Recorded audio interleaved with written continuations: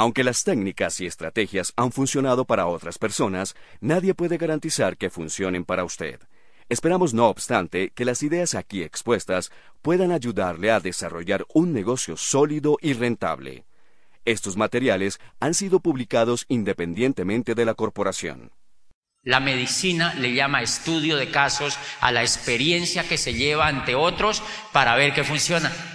La ciencia le llama estudio de casos, y todas las universidades que tratan de hilar la práctica a este tipo de cosas le llaman estudio de casos. Entonces yo no le llamo un poco historia, porque la gente dice, ay, nos van a hablar de historia, entonces empecémonos a dormirnos de una vez. O sea, no es una historia, es un estudio de caso. Entonces les voy a contar un poquitico, pues, de dónde salí yo. Yo creo que desde chiquitico yo tenía características de alguna manera de emprendedor. Creo, de lo que yo me acuerdo de cuando estaba pequeñito, era que yo tenía cierto germen de inconformidad. Recuerdo, tenía por ahí unos 6 años, yo fui a la casa de una tía, la típica tía, pues, querida de la familia, y en la casa de mi tía estaba un cuadro del centro de Medellín con la torre de Coltejer de fondo. ¿Se acuerdan que sacaban avisos así? Y hablaba abajo, decía, Medellín es una ciudad bellísima, de las más importantes de América, es muy linda y su gente es emprendedora, decía, es pujante, emprendedora. Yo recuerdo que yo vi ese aviso, yo estaba comenzando a aprender a leer, y a mí esa imagen me quedó grabada aquí.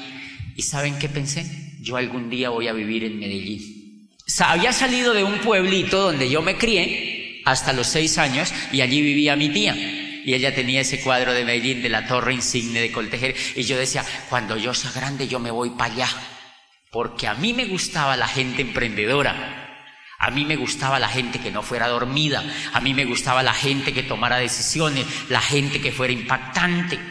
Bueno, esa es una cosa que me acuerdo de chiquitico. Cuando yo tengo 14 años, mi mamá muere, y entonces yo me voy para Neiva con ese, pues, ímpetu de emprender algo. Yo me voy para Neiva, yo digo, esto como aquí no funciona nada, yo me voy para Neiva. Y me fui para Neiva y empecé a trabajar desde los 14 años. Desde esa época empecé a trabajar en un almacén de mensajero. Yo llevaba papeles de un almacén a otro y me pagaban. Yo creo que eso es ilegal hoy en día. Entonces yo trabajaba y empecé a estudiar, y yo me pagaba el estudio con lo que trabajara. Claro que me adoptaron unos tíos y todo el tema, pero lo que yo les quiero decir es que, primera cosa que yo quiero compartirles, yo la imagen que tengo de mi madre, siempre, aunque fue muy, lo que uno llamaría una familia pobre, pero paradójicamente yo no tengo una imagen de escasez de mi familia. Es diferente no poseer cosas materiales a tener mentalidad de escasez. No es lo mismo. Entonces una de las ventajas que creo que tenía es que no tengo mentalidad de escasez, porque yo nunca oí a mi papá y a mi mamá que se quejaran. Yo nunca los oí, no recuerdo haberlos oído que se quejaran, y no tengo esas imágenes. Y es tan increíble esa educación emocional de fortaleza que recibí, que cuando mi madre muere, yo no me lamento. Yo no me acuerdo haberme lamentado tanto. Ay, qué pesar de mí, huerfanito. No, yo dije, me voy. Y me fui donde unos tíos, y mire lo increíble, a partir de allí, no te imaginas el mundo, no de mamás que yo he tenido. Todas me querían adoptar. Yo nunca me he visto lamentándome de que mi madre hubiera muerto cuando tenía que nacer. ¿Qué aprendí de esa experiencia? ¿Sabían ustedes que la abundancia te abandona cuando tú te lamentas? Y entonces, como quizá yo no me... ¿Es grave eso para una persona? ¿Sí? Tradicionalmente es grave. Quizá porque yo no me lamenté, entonces me sobraron las mamás. Listo, yo crezco.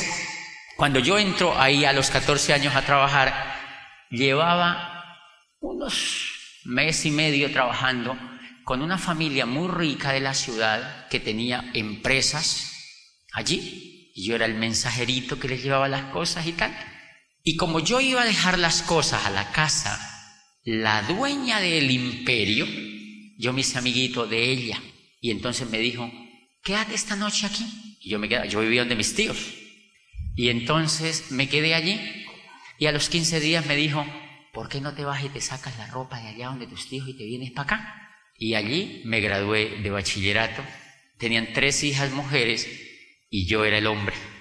Y entonces acabé de completar. Esa familia pensaba en abundancia, tenían dinero y habían construido de cero una empresa de distribución de telas, de pizzas, de ropa. Eran empresarios y obviamente esa gente nunca se quejaba. Y entonces yo los veía cómo trabajaban, yo los veía cómo amaban lo que hacían, yo los veía cómo se imaginaban, yo los veía cómo cambiaban de carros, yo los veía cómo transformaban la vida, yo los veía cómo cambiaban de casa y yo crecía con ellos. Y entonces yo me gasté, ellos no me regalaban nada. Fantástico. ¿Qué tal donde me hubieran regalado algo? La mayoría de los muchachos no hacen nada en la vida porque los papás les dan todo. Por eso ellos creen que la vida es gratis y entonces no progresan. O sea, uno acaba con la mentalidad empresarial de los hijos porque les da todo. Yo veo que los papás desde el biberón les empiezan y los muchachos ya tienen 30 años y dicen, le mando plata. Esos muchachos quedan fracasados de la mente. Y entonces, como yo veía que nadie le regalaba a uno nada, yo trabajaba y ellos a mí no me pagaban el colegio. Entonces yo trabajaba con ellos, de cajero, de mensajero, de dididí, pero tenía un buen estilo de vida en el sentido que yo vivía con ellos. Yo mismo me ganaba la plata y tenía sueldo, y con eso yo pagaba mi colegio. Y me gradué de bachillerato. Cuando yo me gradúo de bachillerato, claro, me asocio con amigos de ellos, de los hijos de ellos. Entonces mis amigos no piensan como pobres, son gente más o menos de los que funcionan en la sociedad de allí. Entonces, otro toque importante, cuando terminamos el bachillerato los muchachos dicen, yo me voy a estudiar a la Javeriana de Bogotá, yo me voy para Houston, la otra, yo me voy para los Andes, yo voy a estudiar arquitectura en Londres. Y yo dije, ¿y yo? Y entonces alguien de la casa de allí me dijo, pues tienes que estudiar de noche en la universidad de aquí, donde va la gente cansada, porque en las universidades nocturnas la gente llega, pues han trabajado 9 horas y tienen que zumbarse otras 4 en la noche, casi sin comer, entonces todo el mundo llega cansado. Entonces yo dije, yo no voy a estudiar allí. Entonces me fui con uno de mis mejores amigos y me fui para Bogotá y yo me presenté a la Universidad Externado y me presenté a la Nacional y nunca me imaginé yo cómo iba a pagar eso. Yo eso nunca lo pensé. Entonces fui y pasé al Externado, no pasé a la Nacional, mi mejor amigo pasó en la Nacional y yo pasé en el Externado. Y yo simultáneamente me había presentado en la del Cauca. ¿Por qué yo me presenté en la Universidad del Cauca? Porque yo había leído ahí en esa familia, en una revista Diners, en una portada decía, la Universidad del Cauca es la única universidad de Colombia de cuya facultad de Derecho se han graduado 17 presidentes del país. Y yo dije, y yo soy uno. Claro, el soñador. Yo dije, y yo soy uno. Entonces yo dije, ¿y yo por qué me voy a meter en una de noche y a estudiar lo que hay aquí, que gastronomía, que administración? Yo no quiero estudiar eso, quiero estudiar pues como derecho y así ciencias políticas, algo que suene guay, ¿sí? Yo ni sabía eso para qué servía, pero dije, chévere, para aprender cómo fueron los griegos, cómo fue la cultura. A mí no me interesaba el tema de ser abogado con el maletincito para el juzgado, yo no me veía así, yo me veía más bien como siendo alguna forma intelectual y yo sabía que el derecho estaba relacionado con la intelectualidad y con el liderazgo. Después me di cuenta que era una profunda equivocación, pero bueno. Y miren lo interesante, pasé en esa universidad y me fui a Popayán en el año del 91, me fui a Popayán, sino que yo salí y me fui. Primer reto, yo allá no tengo amigos. Entonces yo me aseguré antes de irme de convencer a 3 copitas que eran amigos míos del colegio, de que se fueran a Popayán a estudiar. Yo me encontraba con mis amigos y les decía, ¿qué vas a estudiar? Me decían, no, yo no pasé en ninguna universidad, yo mejor me voy a quedar